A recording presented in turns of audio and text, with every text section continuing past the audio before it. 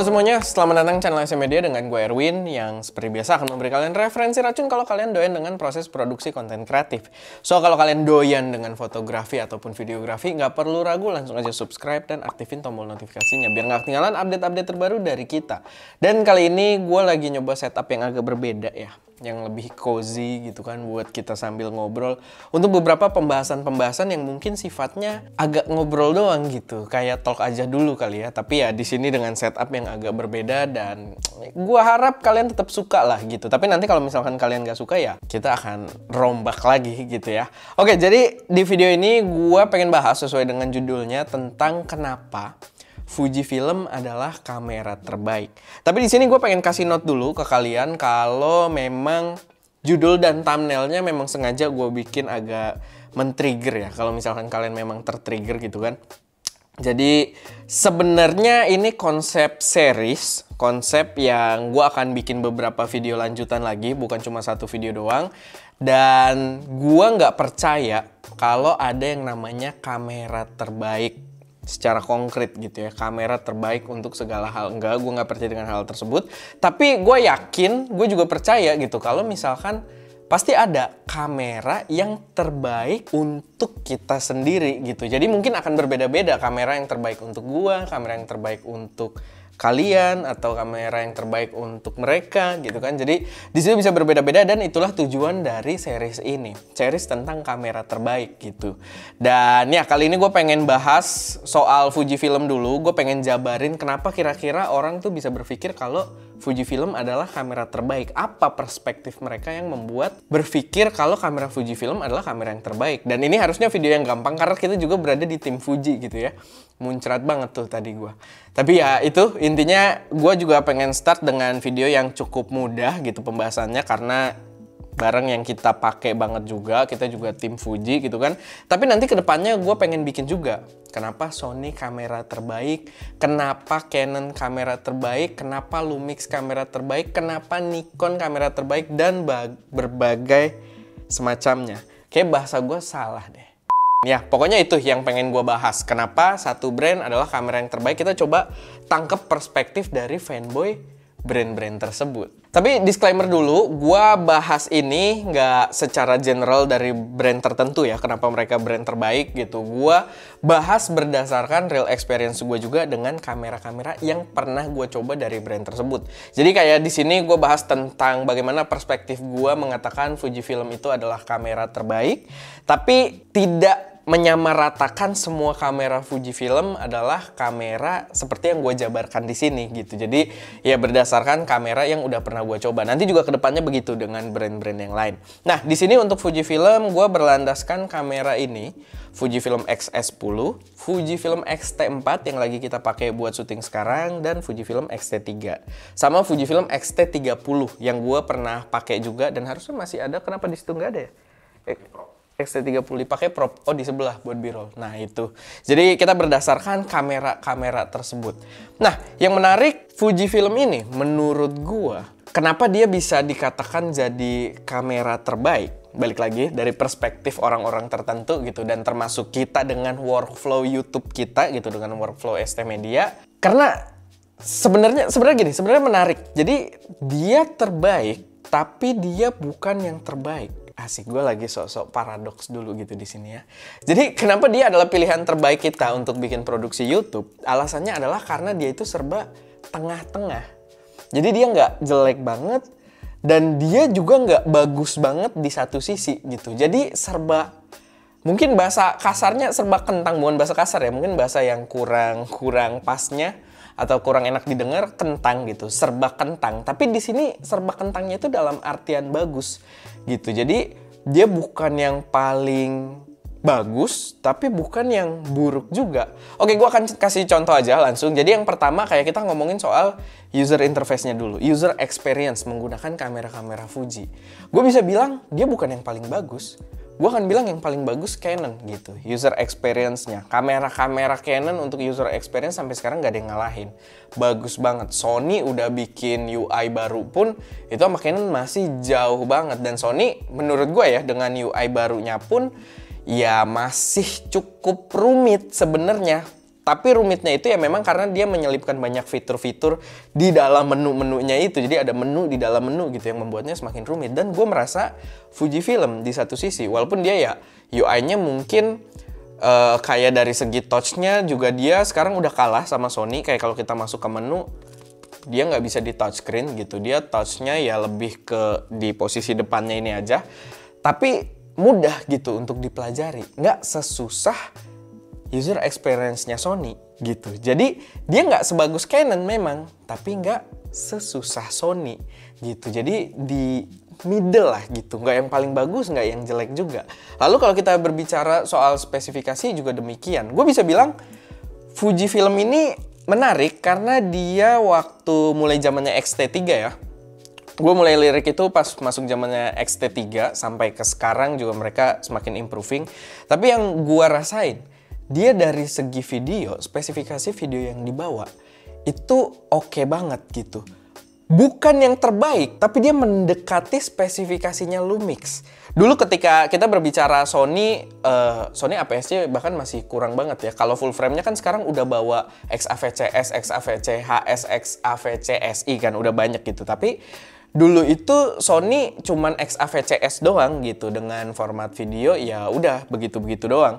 Sedangkan Fujifilm itu udah punya pilihan dari zamannya si X-T3. Bitrate-nya kita bisa pilih, dia bisa rekam 10 bit juga, punya F-Log juga. Dan F-Log ini log profile, kalau tiap brand kamera beda-beda namanya ya. Ada S-Log, C-Log, dan kawan-kawan. Nah si F-Log ini, log profile intinya secara general itu akan lebih kepake ketika kita merekam video dengan bit depth yang lebih tinggi gitu, dengan 10 bit. Nah, si Fujifilm di X-T3 itu udah mensupport hal tersebut. Bitrate-nya pun kita udah bisa pilih gitu. Bitrate-nya kita udah bisa pilih dari 100. Kalau kita ngerekam 4K ya. Kalau kita ngerekam Full HD dia bisa dari 50 megabit per second. Cuman kalau ngerekam 4K dia dari 100 sampai 400 megabit per second. Dan itu jadi apa ya? Kayak kelebihan tersendiri gitu, keleluasaan ketika kita pengen pakai untuk apa nih, untuk YouTube atau untuk profesional gitu. Kita bisa pilih gitu bitrate-nya sesuai juga dengan scene kita. Kalau scene-nya statik kayak gini yang gerak gua doang, background gak gerak-gerak, kita pakai bitrate kecil aja. Tapi kalau misalkan kita syutingnya bergerak, banyak nengok, banyak visual yang terlihat gitu, pergerakan pixelnya bakal rame, itu kita pakai bitrate yang tinggi gitu. Jadi memberikan fleksibilitas yang luar biasa. Tapi balik lagi gue ingetin, dia bukan yang paling bagus. Dia kalah masih kalau kita berbicara soal spesifikasi video. Dari yang dulu ya, dari acuan kita X-T3 dulu aja nih. Dia masih kalah banget sama flagshipnya Lumix gitu. Flagshipnya Lumix itu kalau kita ngomong spesifikasi video, dia gokil. Kayak 10-bit 422 yang ngenalin juga dia duluan. Di X-T3 itu kita kalau internal dia 10-bitnya masih 420 atau 420 gitu. Kalau misalkan di HDMI baru 422. Sedangkan Lumix udah banyak gitu pilihannya. Dan dari banyak konsep yang apa ya, yang kayak video centric banget, Lumix juaranya gitu. Dan apa ya, gapnya masih cukup jauh sebenarnya. Gapnya masih cukup jauh, Lumix masih cakep banget gitu, spesifikasi videonya tinggi banget. Fuji agak di belakangnya gitu, dan dia hampir catch up tapi. Dan gue suka dengan itu karena hal tersebut waktu itu tidak gue temukan di Sony, di Canon itu gue nggak nemuin opsi-opsi seperti itu. Dan gue adalah tipe user yang gue mencari workflow seinstan mungkin, tapi gue tetap pengen ngerasain produksi yang profesional tuh seperti apa. Gue cukup nerdy lah gitu dengan produksi video, dengan format-format video. Gue masih pengen coba ini, itu, dan lain sebagainya. Dan di satu sisi, kalau kita berbicara, ini kita bandingin sama Lumix lagi, si Fuji autofocusnya menang. Fujifilm X-T3 itu udah menang gitu lawan Lumix yang sampai sekarang pun di GH6 masih kurang ya autofokusnya gitu. Karena ya dia masih contrast detection autofocus, sedangkan Fujifilm udah menggunakan phase detection autofocus. Sehingga autofokusnya lebih kepake untuk kita produksi. Tapi bukan yang terbaik gitu. Karena kalau kita sekarang bahasnya autofocus, Sony jauh lebih baik, Canon jauh lebih baik dengan dual pixel AF-nya. Fuji masih, terakhir sih gue coba dengan kacamata udah oke, dia nggak ada masalah. Tapi kalau kita pakai masker, kita tutup muka kayak gini, biasanya dia mulai hilang. Tapi di sini udah lebih baik. Ya, tapi gue tetap merasakan hal tersebut gitu. Tetap autofokusnya lebih baik dari Lumix. Karena kita sebelumnya pakai Lumix ya. Itu juga kamera pertama kita untuk produksi ST ada di situ, Lumix G85. Dan kita pindah ke Fuji, itu ngerasain banget step autofokusnya dia jauh lebih baik. Walaupun sebelum ke Fuji kita Sony dulu ya, A6400 itu lebih oke lagi autofokusnya. Cuman videonya waktu itu dia ya itu, kita warnanya juga gue kurang suka waktu itu. Kalau misalkan pengen warnanya highlight roll off-nya bagus, kita harus pakai S-Log. Dan gue pengen untuk syuting YouTube seinstan mungkin. Dan ternyata yang memprovide semua itu ya dia yang berada di tengah-tengah, Fujifilm gitu. Sweet spot lah, bahasanya sweet spot. Jadi dia bukan yang terbaik, bukan. Tapi paling nggak dia bukan yang komprominya yang menyusahkan kita juga. Dia berada di tengah aja gitu. Berada di titik sweet spot. Oke, gue ada yang lupa sebenarnya. Kita masih berbicara soal kenapa dia berada di titik sweet spot ya. Karena gue ada sedikit catatan di sini biar gue nggak ada poin yang miss. Jadi ngomongin soal autofocus, tadi dia berada di tengah-tengah dan sedikit note aja. Sebelumnya kita pakai Fuji itu ada satu yang bikin agak berat sebenarnya. Karena lensa mereka itu jarang third party-nya. Mereka masih banyakkan native-nya. Third party-nya biasanya itu brand-brand yang rebel kayak Viltrox. Dan sekarang mungkin ini waktu yang baik untuk kalian nyicipin Fuji. Karena sekarang Fuji mountingnya sudah open dan sebentar lagi ada lensa Sigma juga mulai masuk. Jajaran Sigma yang itu banyak banget yang nungguin. Dan untuk Tamron juga udah ada satu lensa Fuji. Tokina juga udah punya jajarannya sendiri. Jadi gue rasa itu jadi memperkuat banget untuk Fujifilm di tahun ini. Belum lagi kalau rumor si X-H2 bener-bener keluar ya. Terus satu juga yang jadi dia berada di tengah-tengah lagi kalau kita berbicara soal IBIS. IBIS, In-Body Image Stabilization. Dimana IBIS di kamera ini ngebantu banget. Gue syuting handheld itu cakep banget. Gambarnya micro shakingnya itu hampir nggak terasa. Bener-bener berasa smooth.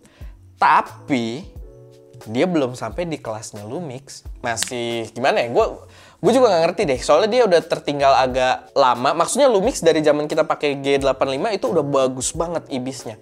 Dibawa jalan aja itu bagus. Woy, jalannya yang jangan ngasal juga ya. Walaupun kita jalannya juga berusaha sestabil mungkin gitu. Jalan kaki sestabil mungkin. Ninja walk lah gitu.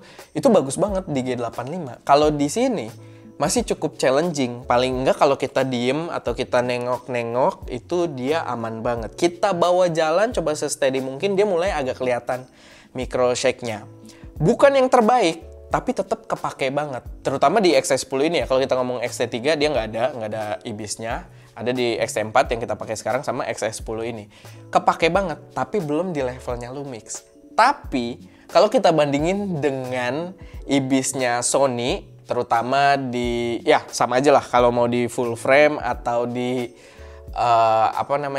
APS-C-nya A6500, 6600 IBIS-nya kalah gitu sama Fuji ya. Maksudnya Fuji lebih baik dari IBIS-IBIS-nya Sony gitu. Dan itu cukup terasa. Dan itu membuatnya ya balik lagi berada di tengah-tengah lagi, berada di sweet spot. Walaupun kalau kita ngomongin soal Sony full frame sekarang ya, dia dengan steady shot-nya, dengan digital stabilization-nya itu berfungsi dengan sangat baik gitu kan, udah lumayan bagus. Tapi balik lagi kalau kita ngomongin soal mekanisme analognya lah gitu yang benar-benar bergerak sensornya, si Fuji masih lebih oke, walaupun belum se-oke Lumix gitu. Jadi dia berada di tengah lagi. Oke, gue akan beranggapan kalau kalian sudah mengerti dengan apa yang gue jelaskan gitu. Kalian udah nangkep kenapa Fujifilm berada di tengah-tengah. Nangkep maksud gue lah gitu. Dia bukan yang terbaik, tapi bukan yang terburuk juga gitu. Dia berada di posisi sweet spot. Dan menurut gue, fitur-fitur yang dibawakan oleh Fujifilm itu kayak seimbang aja gitu. Paling nggak untuk kebutuhan gue. Menurut gue, terbaik untuk produksi gue. Tapi mungkin bukan yang terbaik buat kalian. Sony teknologinya bisa gue bilang terbaik gitu. Lumayan apa ya, bisa gue bilang terbaik lah. Gue bisa mengklaim di video ini untuk saat ini Sony di full frame ya, bukan di APS-C. Di full frame memberikan fitur-fitur dengan teknologi yang terdepan gitu. Tapi dengan kompromi ya kalian harus mau mempelajari menu-menunya yang rumit tersebut gitu. Harus mau explore lebih jauh gitu. Jangan berharap hasil yang cukup instan. Jadi sebenarnya sih intinya ya kalau buat gua, terutama di produksi video, ya lebih pas aja buat gua. Gua yang butuh produksi YouTube sesimpel mungkin, tapi pengen nyobain gambar yang seprofesional mungkin juga. Ya so far Fujifilm yang memprovide hal tersebut. Terlepas soal video, soal foto pun Fujifilm juga sebenarnya punya poin yang cukup strong menurut gua. Dia punya fitur film simulation, fitur warna instan yang paling mateng dibandingkan brand-brand lainnya ya, yang paling banyak dibahas orang gitu film simulation. Karena mungkin ya Fujifilm cukup punya reputasi juga di dunia raw film gitu, sehingga dia bisa mengadaptasinya ke digitalnya juga. Yang jelas itu cukup cakep. Lalu JPEG-nya juga, file JPEG kamera Fujifilm itu kuat buat diedit.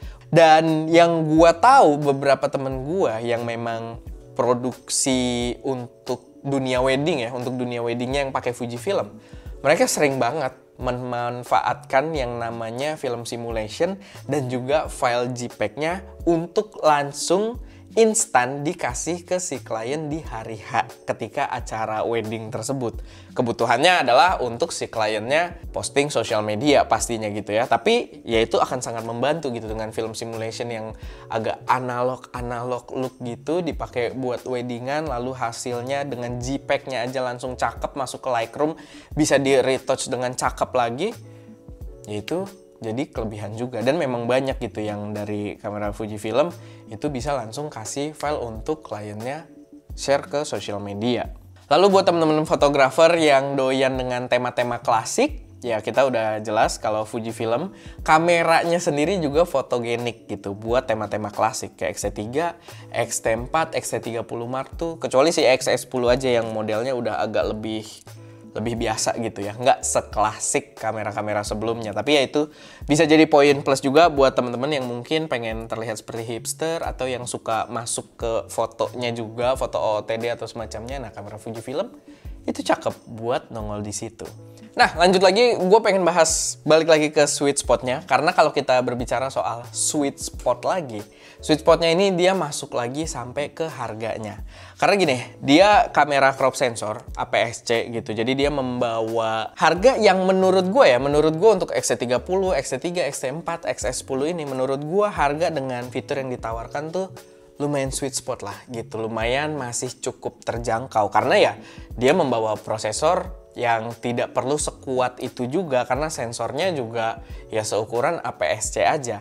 Tapi kalau kita pengen pakai full frame, kita harus spend jauh lebih banyak untuk mendapatkan apa yang bisa dilakukan di kelasnya Fujifilm gitu. Kalau berbicara soal spek video ya gitu. Kalau berbicara soal spek video yang mampu dia bawakan, ya kita perlu spend lebih banyak gitu kalau misalkan kita mau ke full frame-nya Sony. Sehingga ya dari dulu kita memilih yang paling sweet spot spendnya adalah untuk kamera APS-C Fujifilm. Cuman gini, itu kan tadi kalau dibandingkan sama full frame-nya Sony gitu ya, dengan spesifikasi video yang mampu dibawa oleh Fujifilm, kita harus spend jauh lebih mahal. Tapi sebenarnya dengan harga yang sama, dengan harga setup Fujifilm kita, itu kita bisa dapat spek video yang jauh lebih tinggi lagi sebenarnya. Kalau kita ngambil flagshipnya Lumix gitu, dengan format video yang dibawa jauh lebih gokil lagi. Cuman autofokusnya belum mumpuni dan kita tidak bisa mengkompromi hal tersebut gitu, paling nggak di workflow kita. Kita berusaha sebisa mungkin ya autofokus sudah berjalan dengan baik, bisa diandalkan, dan kita bisa syuting ya tanpa stress free lah gitu. Soal autofokusnya ya lebih spesifik gitu. Jadi ya, balik lagi, kita berbicara soal sweet spot aja, dan untuk produksi AST, sweet spotnya berada di Fujifilm. Dan nanti kedepannya, ya kayak yang gue udah bilang di awal tadi, kita juga bakal bikin gitu. Kenapa Sony kamera terbaik, kenapa Canon kamera terbaik, kenapa Lumix kamera terbaik, dan sebagainya. Kita coba lihat dari perspektif poin apa yang membuat orang berpikir kalau kamera tersebut adalah kamera terbaik gitu. Karena kan lucu kalau kita lihat fanboy masing-masing brand, ya masing-masing akan bilang kamera yang mereka pakai adalah kamera terbaik, dan kita berusaha untuk mengupas itu gitu, senetral mungkin. Walaupun kalian siap-siap aja karena kedepannya judulnya akan akan sangat pekat gitu ya, akan sangat mengklaim kalau itu kamera terbaik. Ya itu buat mengundang lebih banyak audiens aja sebenarnya. Tapi kita berusaha untuk bahas dari masing-masing perspektif usernya. Karena gue lucu aja kalau ngeliat fanboy kan kayaknya semangat banget belain brand kamera yang dia pakai, dan gue yakin pasti ada alasan gitu di belakang itu. Dan kita coba untuk kulik gitu, kenapa dia bisa se-hardcore itu membela brand kameranya. Dan gue sebenarnya udah dapat gambaran gitu. Kayak gue bisa menjelaskan kenapa Canon brand terbaik, kenapa Sony brand terbaik, kenapa Lumix brand terbaik gitu. Cuman kita akan bahas di video yang berbeda. Oke, paling segitu aja buat video kali ini. Kalau kalian suka dengan konsepnya, silahkan komentar di bawah. Kalau kalian suka dengan series kenapa kamera terbaik ini, silahkan komentar di bawah. Dan mungkin kalau kalian punya saran-saran juga, atau kalian juga punya pendapat yang pengen dikeluarkan, taruh juga semuanya di kolom komentar. Yang jelas ramein kolom komentar biar gue semangat juga buat bikin video kayak gini lagi, buat bikin lanjutan dari series ini. Oke, paling itu aja. Gue Erwin, di belakang kamera ada Ska, dan jangan lupa untuk berkarya.